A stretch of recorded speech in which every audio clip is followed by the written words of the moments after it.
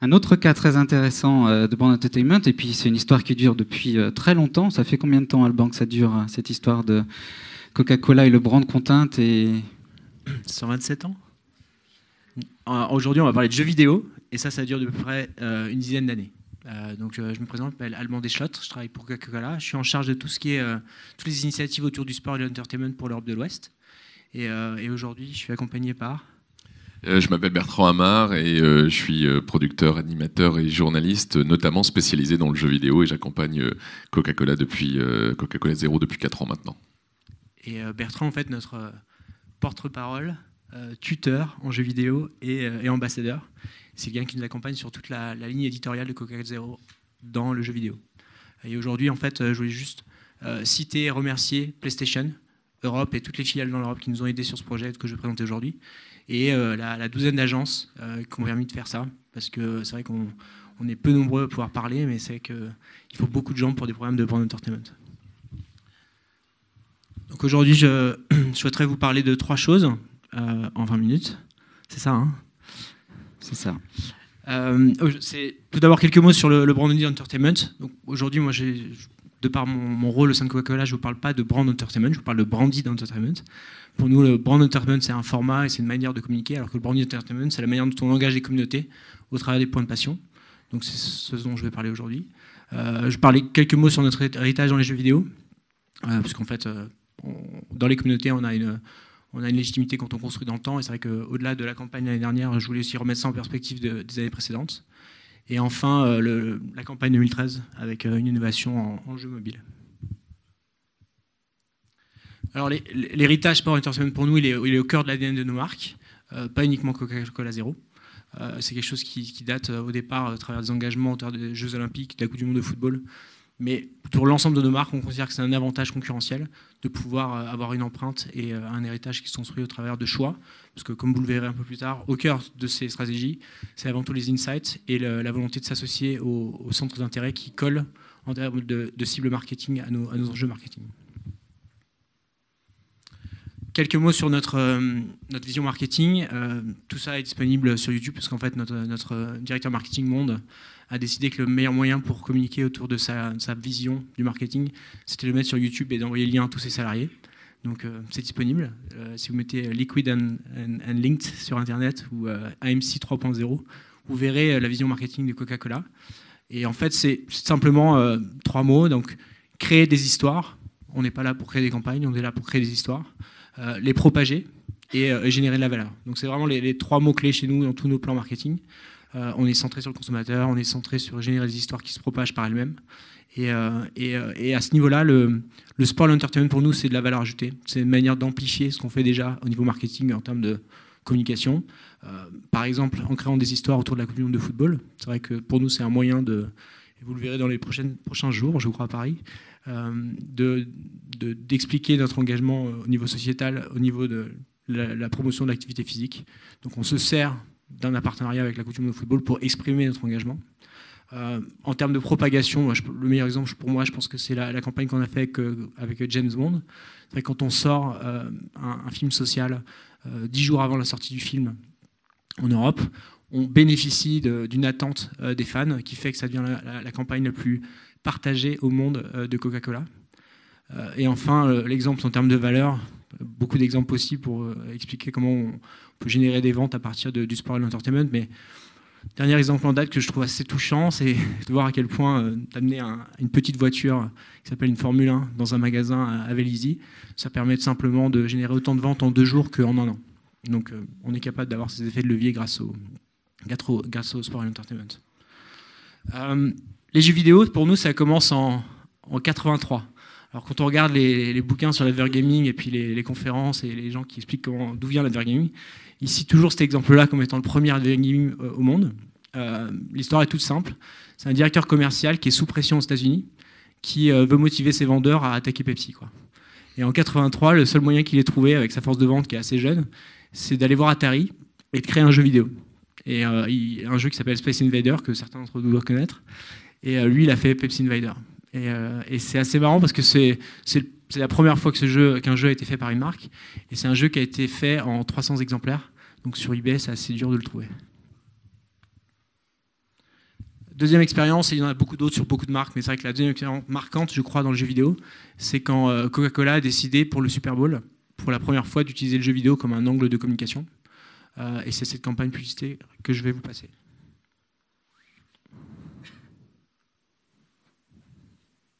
A little love, and it all comes back.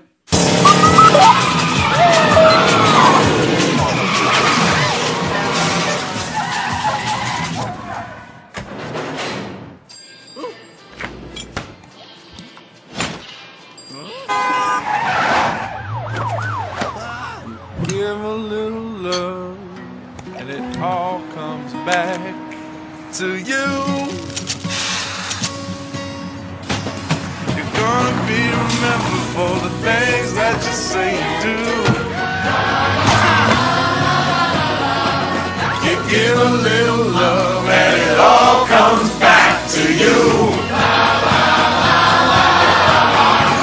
You're gonna be remembered for the things that you say and do. You give a little love and it all comes back to you.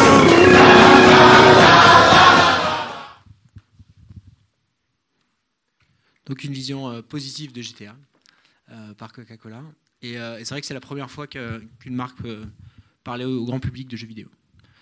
Donc vous voyez, c'est une intuition, c'est cette vision que ce qui est important pour les consommateurs, il faut qu'on en ait une part significative et qu'on s'associe à une part significative de la pop culture.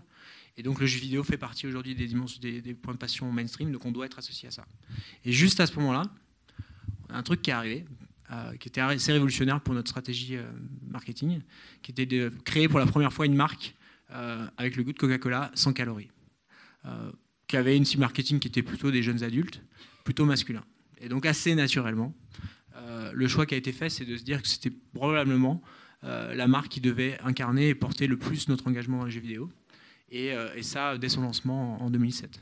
Donc au niveau Inside, je ne vais pas rentrer dans le détail, on n'est pas là pour ça, mais en gros c'est hyper performant.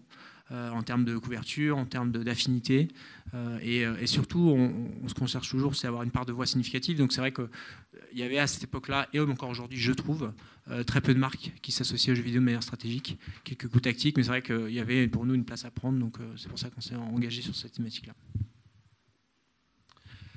Et après, c'est une belle histoire. Donc on a fait un peu tout, donc je ne vais pas rentrer dans le détail encore une fois, mais depuis 2007, on a fait des opérations en magasin, on a fait des opérations éditoriales, et des engagements au plus long terme avec des événements. On a des belles histoires avec des hélicoptères qui débarquent dans la rue pour faire du sampling, ce qui crée toujours un peu d'interaction avec le consommateur. Et après, des campagnes télé. Donc, je ne vais pas rentrer dans les détails. Ce que je veux juste dire, c'est qu'il y a une montée en puissance et qu'il y a un engagement qui est durable. Et ça nous permet, quand on arrive en 2013 avec une nouvelle proposition, d'être beaucoup plus crédible et d'avoir même généré une attente pour quelle sera la prochaine campagne jeux vidéo de Coca-Cola Zero. Alors, comment on travaille une campagne? Maintenant, je commence à parler de 2013. Comment on bosse sur une campagne de sport entertainment chez Coca-Cola? On a un modèle d'innovation qui s'appelle le 70-20-10. Je vais tout le temps en parler, mais on est assez à fond là-dessus. Donc, pour nous, il y a ce qui se passe aujourd'hui et on doit investir 70%. Ce qui se passe déjà aujourd'hui, mais demain, on devra accélérer, c'est le 20%. Et puis, anticiper le futur, c'est 10%. Et ça, c'est notre modèle d'innovation dans tout ce qu'on fait au niveau marketing. C'est au niveau du média, au niveau de la créa, au niveau de tout ce qu'on fait. Et au niveau des communautés, ça se reproduit et ça impacte de la manière suivante. On sait, et moi je sais, que quand ma mère me dit d'aller voir un film, ça va être nul. C'est une règle toute simple, mais ça se retrouve dans toutes les communautés. Quand quelqu'un qui n'est pas au cœur d'une communauté trouve quelque chose bien, naturellement ceux qui sont censés être au cœur, qui sont les core fans, détestent.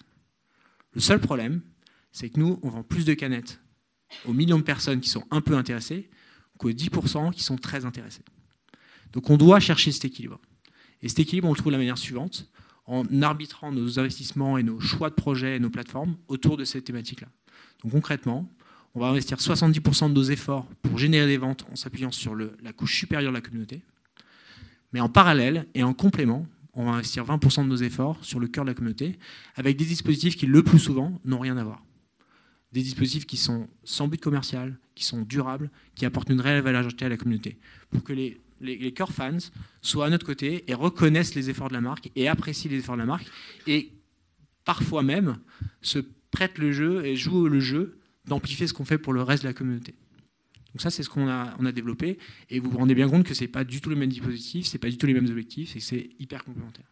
Et puis le 10%, c'est dans ce qu'on fait d'un point de vue sport entertainment, c'est tout simple. C'est se dire que s'associer à des partenariats qui coûtent parfois cher, c'est pas forcément durable, et qu'il y a peut-être la place pour l'innovation et de créer nos propres assets, nos propres partenariats.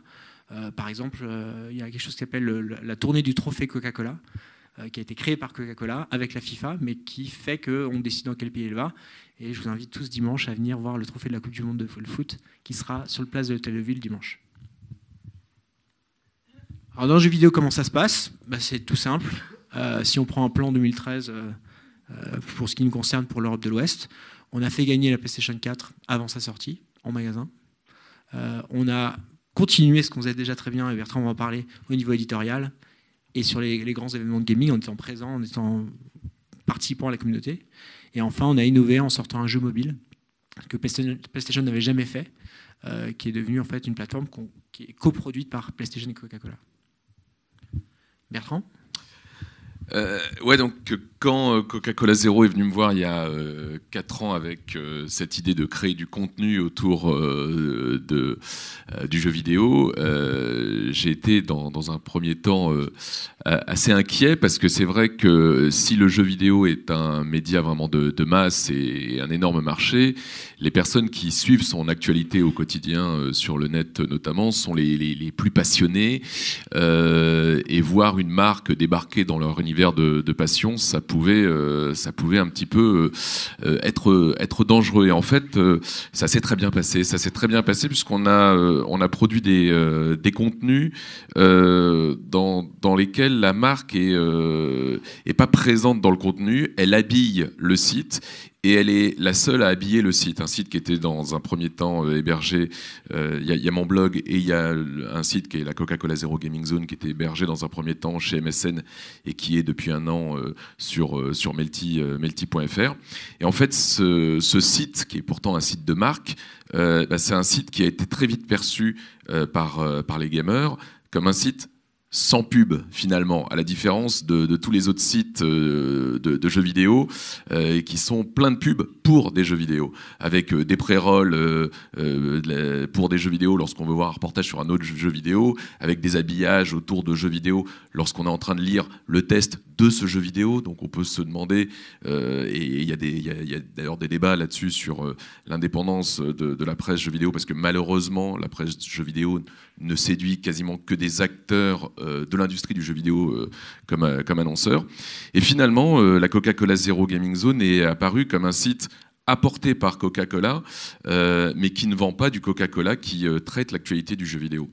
On a essayé de la traiter de manière un petit peu différente, c'est-à-dire qu'on ne se positionne pas comme les autres sites de jeux vidéo sur de la news, les dernières infos, etc., mais plus sur la culture du jeu vidéo, avec beaucoup d'interviews, beaucoup de vidéos, et un site qui est incarné par des personnalités comme Bruce Granek, qui est le grand champion du monde de foot, qui donne des leçons de foot virtuel, qui donne des leçons sur FIFA en exclu sur la Coca-Cola Zero Gaming Zone, ou encore avec les blogueuses Fanny Bouton et Carole Quinten, qui elles aussi font des vidéos. Et en fait, très, très rapidement, la marque Coca-Cola Zero est vraiment s'est imposée comme un média. Et sur le cube, vous allez voir une petite vidéo de ce qu'on fait. Sur le cube, il y a le logo Coca-Cola Zero, comme il y aurait le logo de jeuxvideo.com ou Gameblog ou Gamecult. On est rapidement devenu un média à part entière. Vous allez voir dans cette vidéo, ça va vous montrer un petit peu la crédibilité qu'on a réussi à avoir sur cette industrie. Des gens comme Shigeru Miyamoto, qui répond au micro de Coca-Cola Zero, c'est le créateur de Mario et Zelda. Christophe Balestra, qui dirige les studios Naughty Dog, qui ont créé Uncharted ou The Last of Us. David Cage, qui est l'un des plus grands créateurs français. On les a tous eus au micro, et certains nous ont donné des exclus, vraiment, des infos qui ont été reprises sur des sites de jeux vidéo à l'étranger. On a fait la home de plusieurs fois de sites américains avec des infos qui étaient balancées sur la Coca-Cola Zero Gaming Zone, et ça on en est vachement fiers. Yves Guillemot notamment, président d'Ubisoft, qui à New York nous avait annoncé le nombre de jeux en développement sur PlayStation 4 chez Ubisoft. Et cette info a été reprise partout.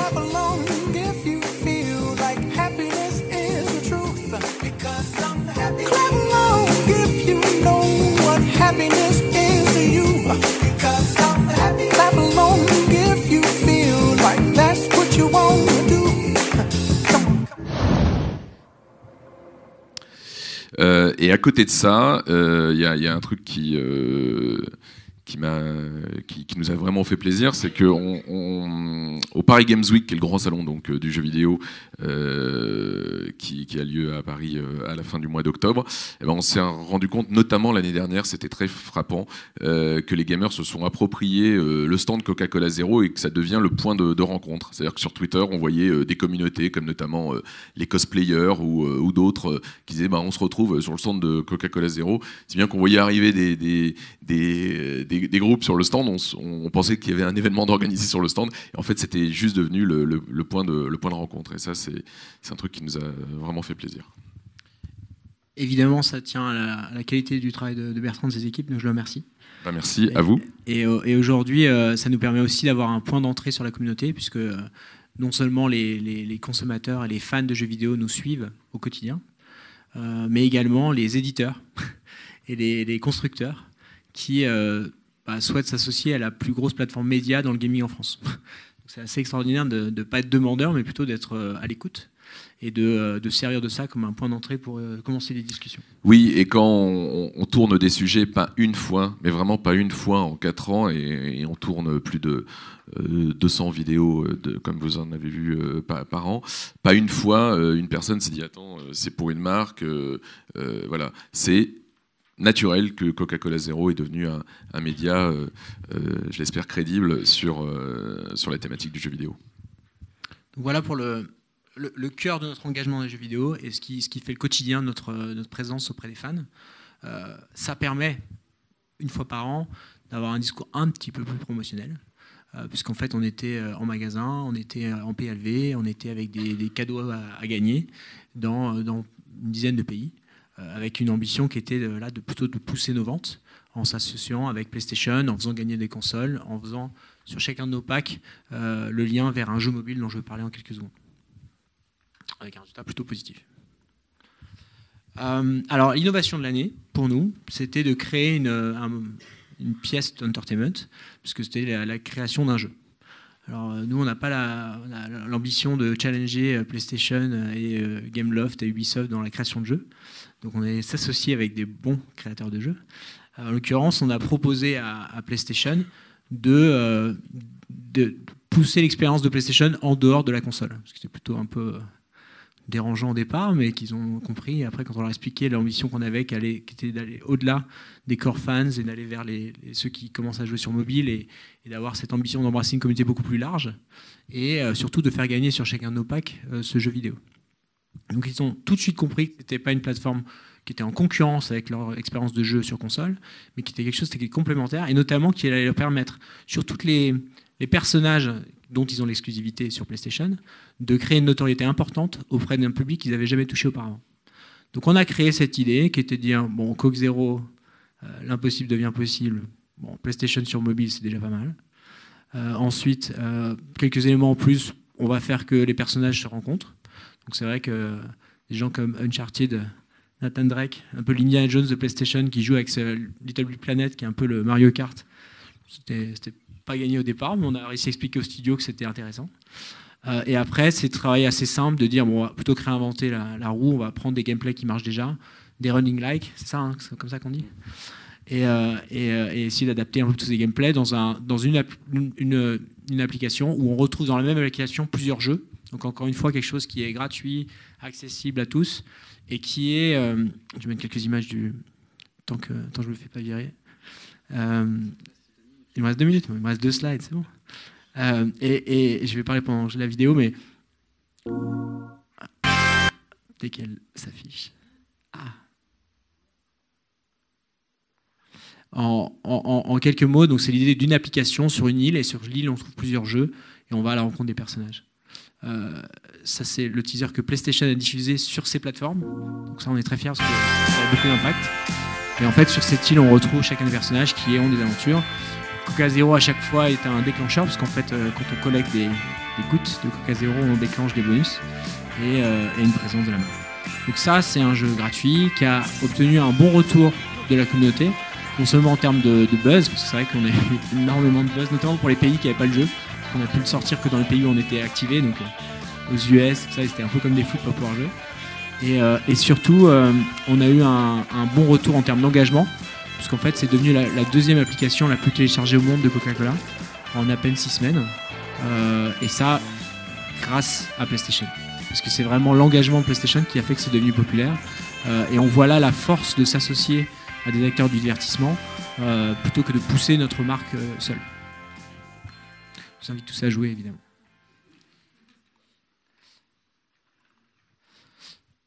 Donc le buzz. Faut savoir qu'il y avait 500 000 downloads avant qu'on ait sorti le jeu, avant qu'on ait sorti les premières canettes où il y avait les QR codes dessus, donc ça, on était assez surpris. Et après, en termes d'engagement, c'est vrai que les seules applications qui marchent mieux, c'est les applications qui sont liées à des programmes de CRM aux États-Unis et en Chine. Donc on se dit que c'était vraiment pas mal. Et ce dont on est encore plus fier, c'est qu'il y avait 10% des joueurs qui jouaient toutes les semaines. Donc on avait réussi à avoir quelque chose qui gardait dans le temps. Et aujourd'hui, je crois qu'il y a encore une 50 000 personnes qui jouent toutes les semaines avec cette application. Peut-être 150 de plus aujourd'hui, j'espère. Rendez-vous pour Just Add Zero, nouvelle campagne cette année, donc forcément de nouvelles idées. On travaille dessus avec Bertrand, on travaille dessus pour aussi la fin de l'année. Et si vous avez des questions, n'hésitez pas. Donc un cas assez intéressant puisque tout à l'heure avec Capture Call, on était dans la marque qui se rapproche de ses consommateurs en partant à leur rencontre finalement. Qui sont mes consommateurs, qu'est-ce qu'ils vivent, avec beaucoup de curiosité, une certaine ouverture. Et là, on est dans une autre tendance du brand entertainment qui a révélé l'étude Hyperworld, qui est le divertissement, la marque qui divertit, qui devient une destination pour du divertissement, avec son site web, si vous allez dessus, c'est entièrement donc du contenu destiné aux gamers, qui engage les passionnés et qui va vers des cibles plus larges. Mais Coca-Cola en ligne, c'est une destination pour du divertissement et le produit, il faut le chercher. On est dans le même cas que Red Bull avec les sports extrêmes. Son site, c'est un magazine. Et cette collaboration avec un jeu vidéo qui pousse encore plus loin la logique. La marque devient créatrice d'un contenu. Je vais prendre 2 questions, peut-être une d'Internet et une de la salle. Qui veut poser une question ?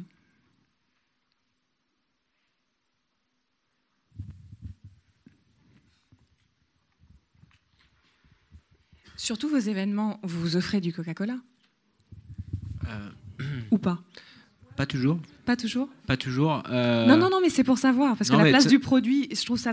C'est la blague en arrivant tout à l'heure, moi je peux pas mettre une voiture sur la table.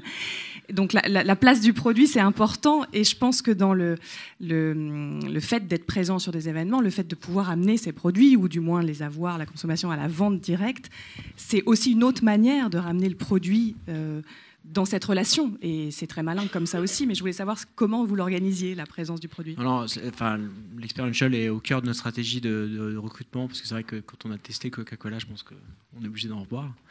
Mais il y a beaucoup d'endroits où on ne le fait pas parce qu'on ne peut pas. Je prends l'exemple de tout ce qui est près de nos distributeurs et tout ce qui est lié notamment au festival de musique, qui sont une place où on aimerait plus s'échantillonner. On ne peut pas parce qu'on serait en concurrence avec nos clients. Ça serait un problème. Et il y a d'autres endroits où on est... là, je pense qu'on est dans un public de professionnels, donc tout le monde comprend que j'ai très soif. Mais il y a d'autres endroits où les gens seraient choqués, qu'on soit un peu intrusif et qu'on soit trop promotionnel. C'est ce que je disais tout à l'heure autour des stratégies communautaires. C'est vrai que sur les core fans, il faut qu'on soit très vigilant.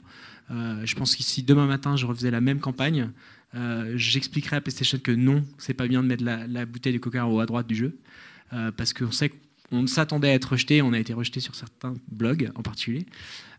Et c'est vrai qu'on doit être très vigilant parce qu'ils sont très susceptibles, voilà, très sensibles. C'est leur point de passion, ils sont fans, ils sont fanatiques, et dans toutes leurs réactions. Donc il faut qu'on soit vigilant là-dessus, à trouver le bon équilibre, à être authentique, toujours dans tout ce qu'on fait. Une autre question ? Qu'est-ce qui vous a intéressé dans ce cas? Qu'est-ce qui a dit, tiens, là, c'est là-haut.